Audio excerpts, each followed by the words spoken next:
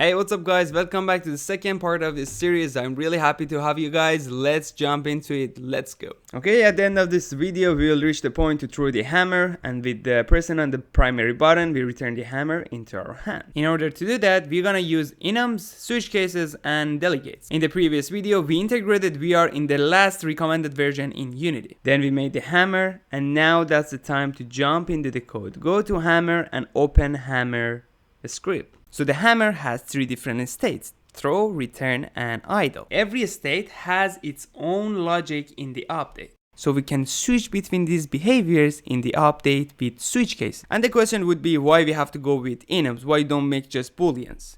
Yes, you can go with booleans, but you say like if the throw is false, if the return is false, it do this and do this. It's just gonna be a lot of if condition, which I don't like it. If I couldn't explain well, just join to the Discord or in the comment, ask your question, don't hesitate. Next, in the hammer, we make a variable type of the enum that we just made, which is the state. Then in the start function, which is the first frame of the game, we set the state into idle. Now we make three different functions to change our state. So the first one would be a throw hammer, which is going to be a state equal to state.throw. We're gonna do the same thing for two other states. This kind of architecture that we create a script for every single object individually called component based, which most of you guys using this architecture without even knowing that. Now that's the time to make the switch case. So go to update and type switch. Switch case needs a parameter. Put the state, press enter, which gives you all the elements that you have in your enum. Now I'm just gonna put some space and brackets to just make it more organized.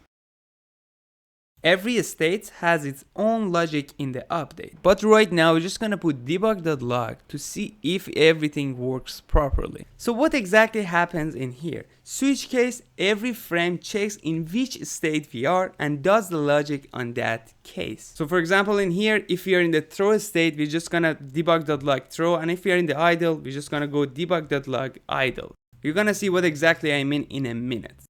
Just save and come back to Unity. Now go to hammer, go to XR, grab interactable, open up these interactable events, scroll all the way down. You see the select right here, add one event and also one event for select exited. Drag and drop your hammer script and then call the function throw hammer. This event happens when you release the grip button. For the select event, just remove it. We're gonna come back to it after. Just run the game to see how does it look like. In the start function, we set the state to idle. If you release the grip button, you'll see the state is changed to throw. Everything works as we want. Now that's the time to change the speed of the hammer when we release the grip button. First, we cache the rigid body to be able to access to the velocity. In debug.log in throw state, we get the value of the velocity, which is a vector 3, and if you run the game, you'll see at the beginning is the idle, and when you throw, you'll see on the bottom the velocity of the hammer. Now that's the time to increase the velocity of this hammer.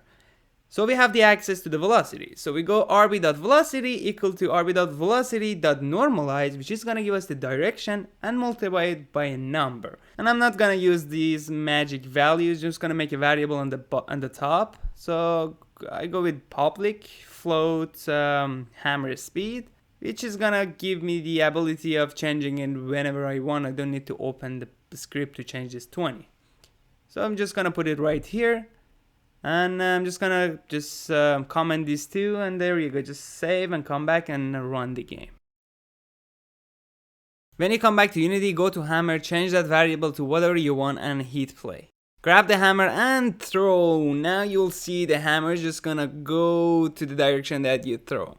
So the next part is return the hammer into our hand, but there is a small problem here because when you throw the hammer, you don't have access to the hammer anymore because the hammer is far. It's not in your hand. It's the XR grab interactable doesn't work because it's not in your hand, so you have to code somewhere else. So let's go step by step to see what we have to do. So the first thing that the hammer needs to know to return is the position of the hand. So we make a variable called player's hand,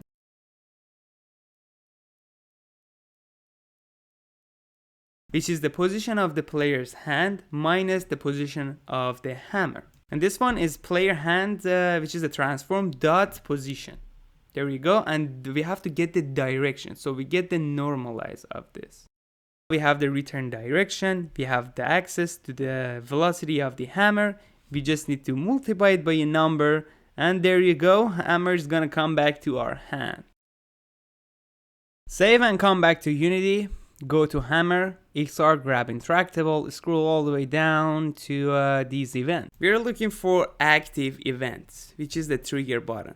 You just need to drag and drop the hammer script and call the return function. This function is not gonna work because when you throw the hammer, the XR grab interactable doesn't work anymore because it's not in your hand anymore. And for the player's hand, just drag and drop the XR origin, which is our player. And in the idle state, I'm just gonna keep it empty because we're not gonna do anything in the idle. Maybe future we're gonna add some particle effects or something, but right now it's empty. Now come back to Unity, go to select event this time and drag and drop the hammer and call the function called, what was that? The idle. When you put all those events, you're ready to test the game. And now you will see the problem of this active button.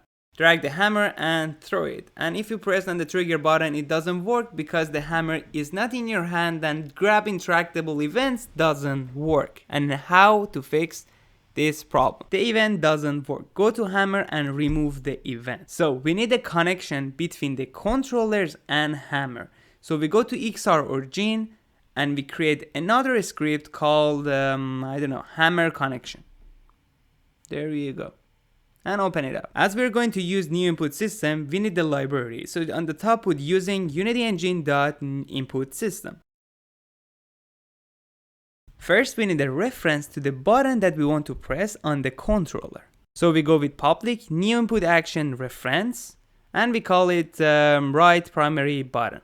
There you go. Now we have to set an event for this right primary button. So we go with right primary button.action.perform. Now we need an action. I'm just gonna comment this one and make the action, then we will back to it. The function will be void primary button pressed, and in the parameter we need to put input action dot callback context and then context. And if you really wonder like what is that input action callback context, just search it in Google. I did it like 5 months ago and I forgot 100% of it. I really don't need to know what is that. And probably you don't need to know either. When you finish the research, just add this function to this action perform. We need to have an access to the hammer. So make a variable called hammer. Now in the primary button pressed, go hammer dot return hammer and to parentheses. Now by pressing on the corresponding button, we call this function and the hammer gonna return to our hand. Now come back to Unity, go to XR origin, we need two variables to fill. First grab the hammer and next is the primary button. If you open it, you will see all the button that we have in the controllers, but the primary button doesn't exist. We have to create one. So go to samples, dig in and open XR default input, which we got it from toolkit. You can see in here all the inputs and all the actions that the controller has. Go to XR right interaction and add another one and change the name to primary button. And the right in the action, make sure this one is a button, not a value, not a pass-through, only button. Now go to the binding section, XR controller right hand, then option controls and find primary button. There you go. We're done in here, save and close. Go to XR origin. We need to fill that variable, open it up and look for primary button. So let's go to the code to see what exactly happens if we press on the primary button or this X button. So when you press on that event, we call this hammer.return hammer function. Then if you open it up, you'll see we change the state to return. And in the update, we return the object into our hand. Save, come back to Unity, test the scene one more time. Grab the hammer, throw it, and then press on the primary button. You'll see the hammer is gonna come back to your hand. But here we have still a little problem. I'm just gonna show you, if I don't grab the hammer, what will happen? Just gonna come to my body and just gonna go like back and forth into my body. The reason is hammer is in the return state and tries to come to our body every frame. To fix this problem, we just simply add one if condition and we say if the distance between the player and the hammer is less than something, we change the state to idle. To calculate this distance, we can use vector3.distance, which is a bit expensive for the Oculus, which is an Android device. Every single frame for the Oculus to calculate the square roots are really expensive. So we go with a square magnitude, which needs only one vector, and this vector is the position of the player minus the position of the hammer. A square magnitude calculates the distance, but it doesn't calculate the last part of the calculation, which is the square roots. So if you want to say if the distance bigger than 4 return, you have to put 16 instead of 4. And here is one of these parentheses is too much. Just gonna delete this one, and it's if this one is bigger than 16. So if this one was bigger than 16, return, and if it's not, go back to idle. The state is equal to idle.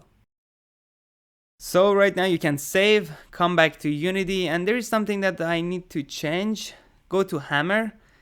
The player's hand, just go to X origin, grab the right hand position and drag and drop it right here. So in this case, hammer is gonna come back to the right hand. Hit play and throw the hammer, and with the primary button, you'll see the hammer is gonna come back to your hand. And if you don't catch it, it's just gonna go through you, and again you have to press on the X button and it's gonna return back to your hand. If you have any question or if you blocked somewhere, let me know in the comment or in our Discord. I'll respond to that as soon as possible. In the next video, we'll see how to make these lightning particle effects, and also we add sound and a skybox into the scene.